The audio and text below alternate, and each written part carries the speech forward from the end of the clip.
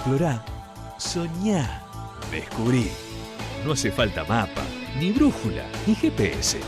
Escuchá tu corazón, escuchá la radio. Seguí nuestro rumbo.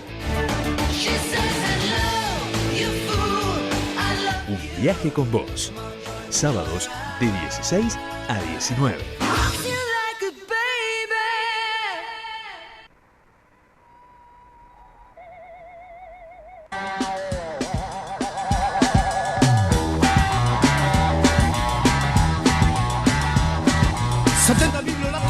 Nada más, ni un mani para mascar, 4 minifaldas y un patín, olvidadas en un rincón. Salgan al sol, revienten, salgan al sol, salgan al sol. Bien, 6 de la tarde, 14, ahí está, 15 minutos. 6 de la tarde, 15 minutos es el momento adecuado para recuperar la entrevista que hicimos esta semana que pasó con Billy Bond, ¿sí? Un hombre que es un referente dentro de la cultura argentina, un pionero del rock and roll, un protagonista del nacimiento, de la gestación del rock and roll. Nació en Italia. En 1944 se nacionalizó argentino. En los 70, amenazado de muerte, en un contexto cargado de violencia, se mudó a Brasil. Se llama en realidad Giuliano Canterini, pero todos lo conocen como Billy Bond, músico y productor. Mirá un detalle que yo no sabía. En los 60 fue pieza fundamental para convertir a La Cueva en un punto de encuentro de músicos como los Shakers, Sandro, Morris, Los Gatos o Tanguito. Recordemos que en La Cueva se compuso el tema que podemos mencionar como la piedra fundamental del rock argentino, que es la balsa. En su proyecto experimental, Billy Bond y la pesada del rock lideró, podríamos decir, un Dream Team. Un Dream Team fluctuante que congregó a artistas de la talla de, escuchá, Spinetta, Papo, Claudio Gavis, Alejandro Medina, Black Amaya, Javier Martínez, Vitico, David Lebón y Charlie, entre otros. En 2020, ahora, el mes pasado casi, el Bondo, así también lo conocen, vuelve a estar en boca de todos a partir del estreno del documental de streaming, titulado Rompan Todo, ¿sí? Y aquí vamos a compartir una selección de esa charla que tuvimos con él, insisto, fue el miércoles o jueves de esta semana que pasó, sobre esta cuestión, sobre la historia del rock y sobre el documental producido por Gustavo Santaolalla. Lo primero que le vamos a preguntar es sobre la frase Rompan Todo, sobre lo que pasó el 20 de octubre de 1972 en el Luna Park, donde se presentaban Billy Bond y su banda. Participaban justamente de un gran festival del rock. Estaban invitados a Aquelarre, Color Humano, Lito Nevia, Papos Blues y Pescado Rabioso, y en un momento dado se armó un tole-tole terrible entre uniformados y espectadores. Volaban bastonazos, volaban butacazos, y Billy gritó ¡Rompan todo! ¿Y sabes qué? Antes de que hable Billy, ya va Billy, ya va. Los diarios de la época titularon de esta manera aquel desastre: el rock infernal. Hordas de hippies arrasaron el Luna Park. Primera pregunta que le hicimos a Billy Bond. Billy, ¿qué recordás de aquella noche en el Luna Park, de aquel Rompan Todo? Con referencia a la frase Rompan Todo, todo el mundo ya sabe mi opinión y ya lo declaré muchas veces. Era un momento de mucha represión en el país. El rock and roll era muy mal visto. Tito Lecture, que era el dueño del Luna Park, ya estaba un poco preparado, los ánimos estaban muy mal, porque desde la mañana temprano, ya en las filas, ya había unos patoteros de Lecture y toda la gente el Luna Park era un lugar violento, porque era un lugar donde se hacían las peleas y donde era un lugar que lo manejaba un poco la mafia de Lecture, ¿no? Las peleas compradas, La cosa era muy pesada en el Luna Park, a pesar de todo ese glamour que tenía. Era un lugar muy pesado, lleno de boxeadores, de matones. Bueno, a la mañana, muy como temprano, a las 7, a las 8, 9 de la mañana, los pibes empezaron a hacer la cola y se empezaron a sentar porque tenían que esperar el día entero. Y el Lecture ya los empezó a patotear desde temprano y amenazaba con la policía y todo más. Bueno, dio en lo que dio, la violencia trajo a la violencia muy claramente. No fui yo que la provoqué, de hecho, la provocó el momento, la provocó la situación que los chicos estaban, la tensión que había en el lugar. Yo inclusive intenté un poco apaciguar los ánimos, le dije, bueno, chicos, vengan aquí adelante, compórtense, no sé qué. Bueno, pero aparentemente Lecture tenía todo medio como preparado, porque 5 minutos después de pasar esto, entra la policía con tropa de choque, no gente, no gente a la paisana, ¿viste? Estaba medio como preparado, ya sabían que nos iban a hacer boleta a todos. No terminó, por ahí cuando me llevan en cana, los chicos rompen todo. Esa es la historia real, ¿viste? Mucha gente me pregunta si yo lo dije o no lo dije, si yo dejé de hacerlo. Mira, a esta altura del campeonato me chupan huevo todo lo que piensen, lo que digan. Si lo dije o no lo dije no tiene la menor importancia. Lo que te digo es que si lo tuviera que decir, y sería hoy, lo diría, de todas maneras. Esa es la conclusión. La segunda pregunta que le hicimos a Billy Bond tiene que ver justamente con Rompan Todo, pero en este caso el documental producido por Gustavo Santaolalla. ¿Cuál es su mirada crítica de esa producción? Es bastante complejo. La pregunta es simple, pero responder es bastante complejo. En primer lugar, tendrían que darse cuenta que se han equivocado en principio con el nombre. Le han puesto Rompan Todo, que iría dirigido supuestamente a una clase muy especial, que es una clase absolutamente rockera y fiel al rock and roll, digamos, al rock and roll de la vida, al rock and roll,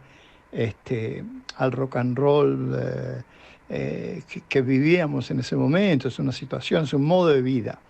Se equivocaron, le debían haber puesto otra cosa. Si le hubieran puesto otra cosa, hubiera sido un buen documental porque narraría otra cosa o otro tipo de cosa. Se equivocan cuando mezclan a todo el mundo y los ponen todo en la misma olla y hacen un puchero.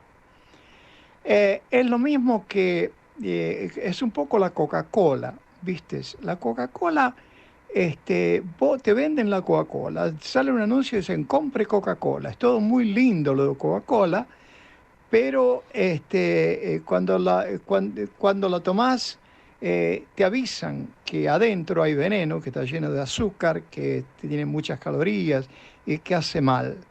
Si estos chicos no hubieran anunciado jugo de naranja fresquito, ¿entendés?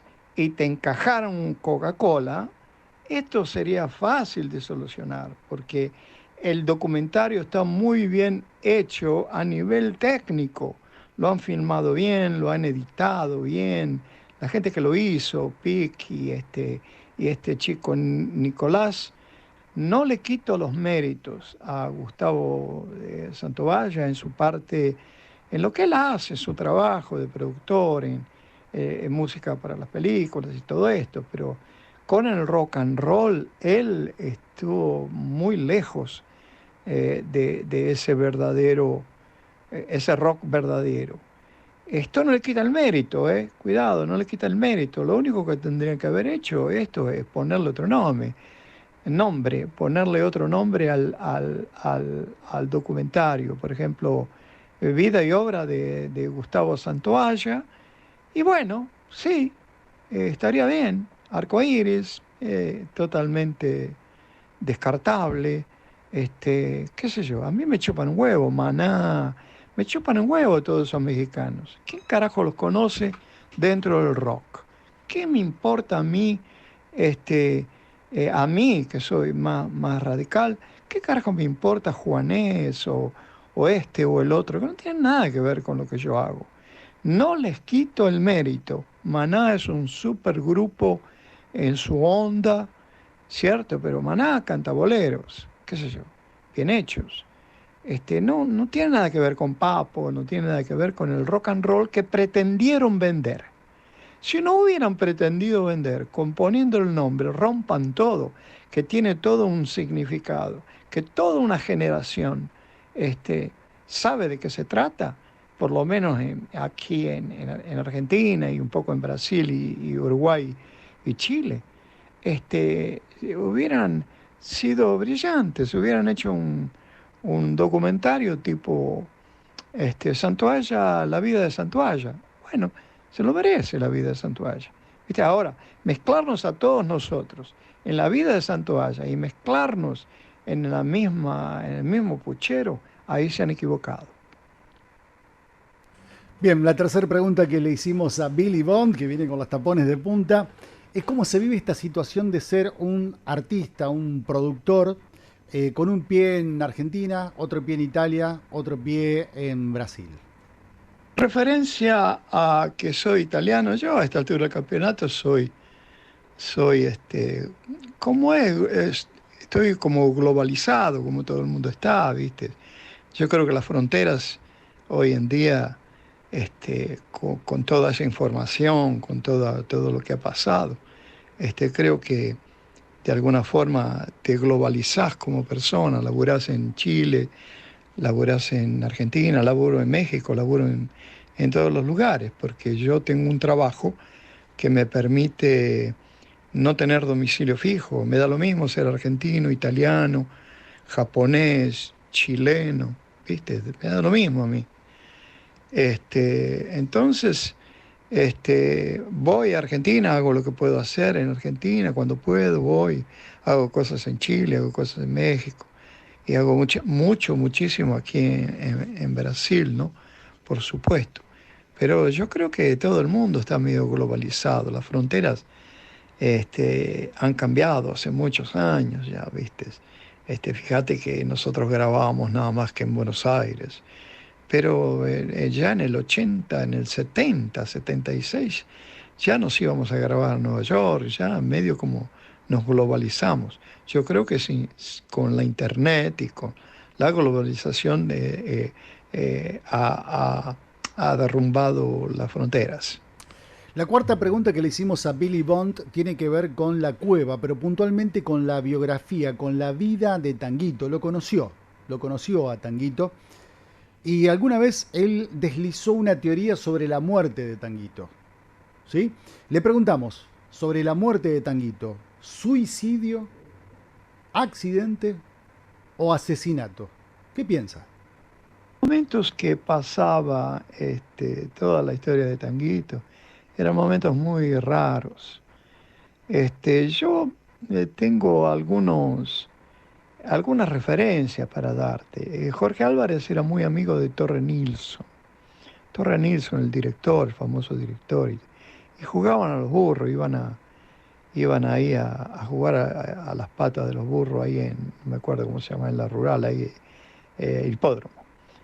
Y bueno, iban al hipódromo todos los domingos, y sábado y domingo, y se lo pasaban. En el círculo de amigos de Torre Nilsson, no de Jorge, porque Jorge Álvarez era otra onda de politización, ¿no? Había una especie de amigo que era el director del CIDE, que el CIDE era el Departamento de Inteligencia de la Policía Federal. Y bueno, y nosotros sabíamos que había una lista, y bueno, Jorge me dice, mira, hay una lista, y estamos los dos, así que cuídate porque no sé qué. Eran momentos muy raros, ¿viste? Eran momentos muy, muy extraños. Esto fue después, Tanguito es anterior a esto que te cuento. Pero ya venía la cosa medio rara. Al negro Julio lo habían matado, al otro lo mataron. Y la historia de Tanguito es muy rara, ¿viste? Muy rara, porque Tanguito no era pelotudo, ¿viste? Se drogaba, pero no se drogaba con drogas pesadas. Lo máximo que tomaba, yo me acuerdo, era Mandrix, tomaba Pervitin, que son drogas muy, muy para dormir, no son agresivas. No había heroína, morfina, crack, que enloquecía a la gente. Mi pancha, como lo llamaba yo, era un tipo súper tranquilo, muy pacífico, desgreñado, por supuesto, sucio, porque no tomaba baño, y el pelo largo, pero mal peinado, ¿viste? No, era muy agresivo para el sistema. Esa es una opinión personal, ¿viste? Yo no tengo ninguna prueba para acusar a nadie, obviamente, pero yo puedo dar mi opinión. Para mí lo mataron, ¿viste? Para mí, o no lo mataron. Si no lo mataron, lo llevaron a una situación parecida, ¿viste? De esa. Esa es mi opinión, ¿viste?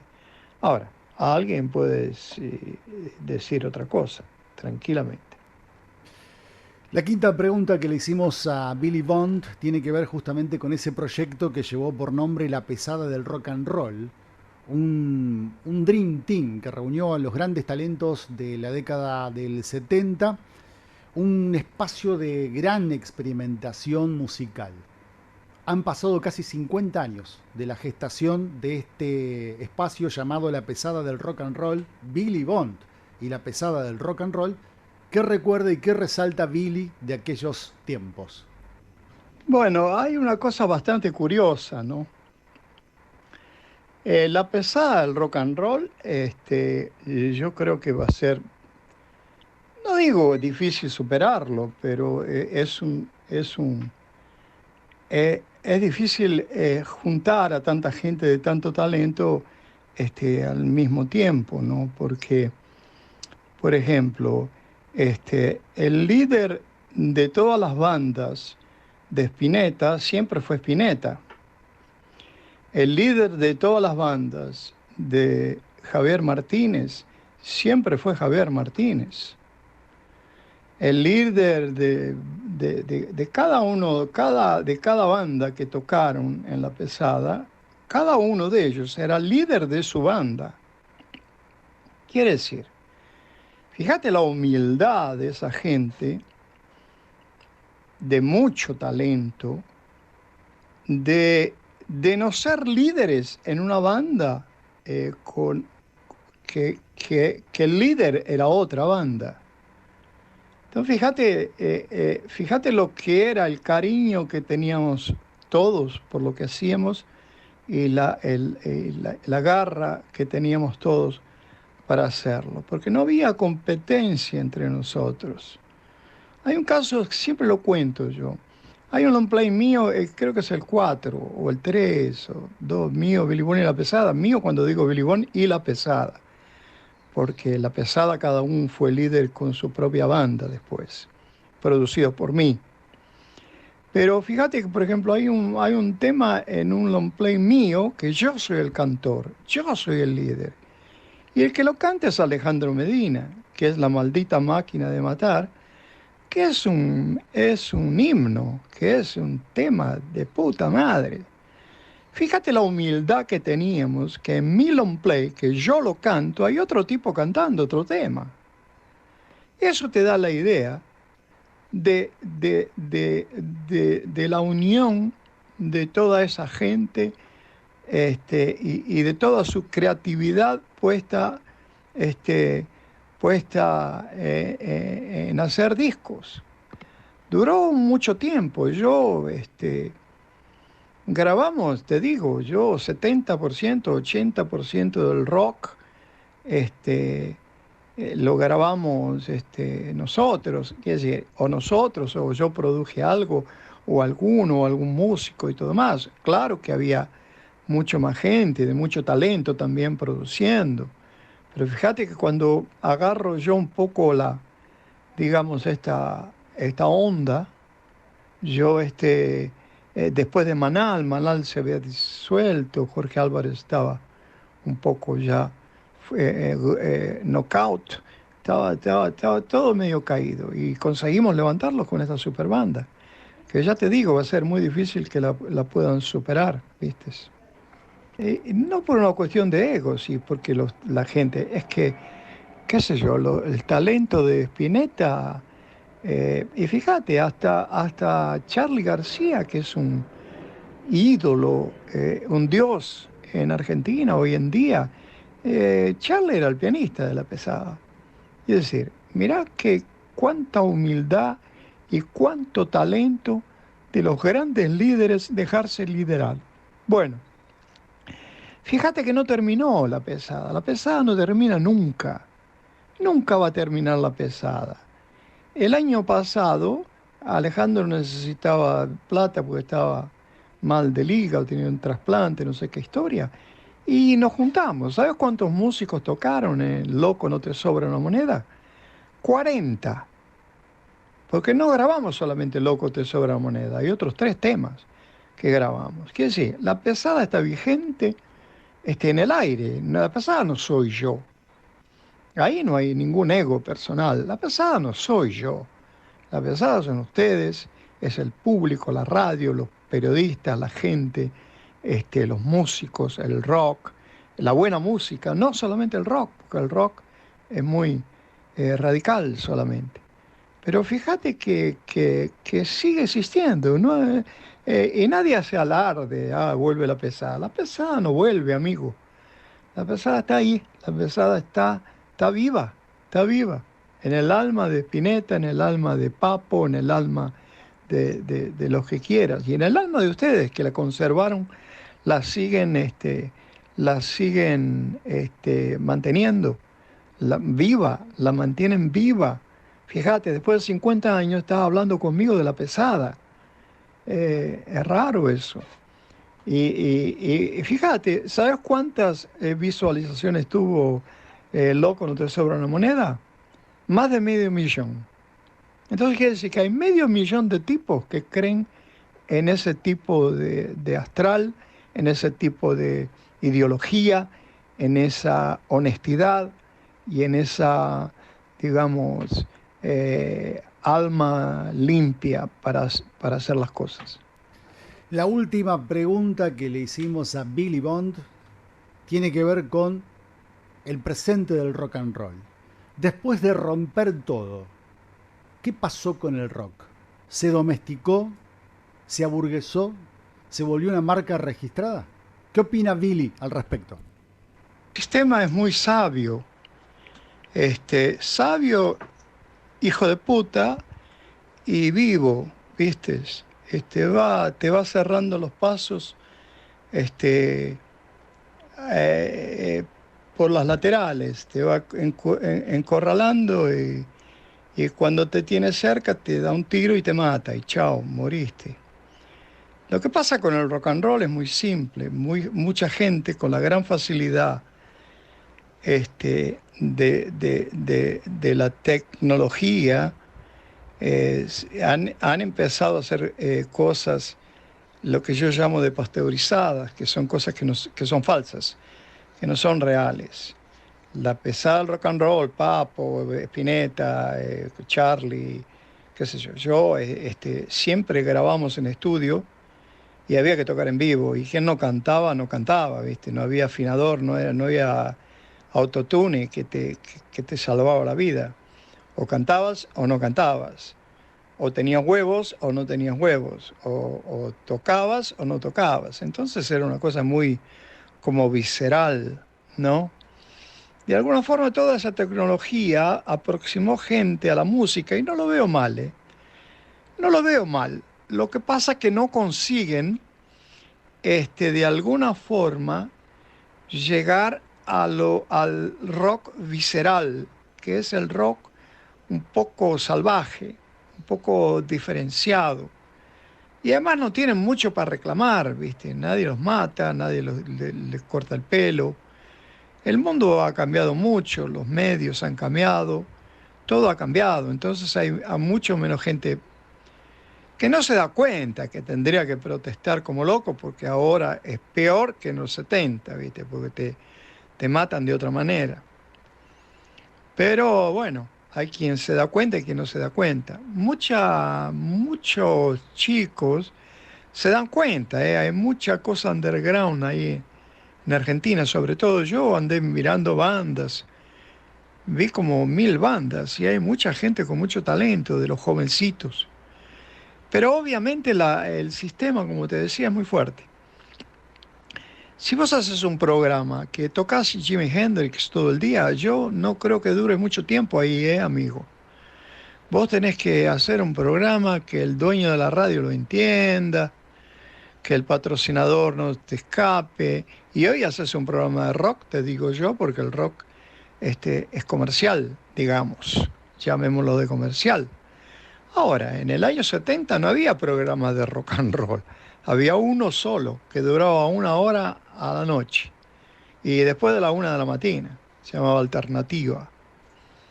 Y no había programa de radio. Hoy hay una radio de rock, hoy hay una televisión de rock, está MTV, está un montón de cosas.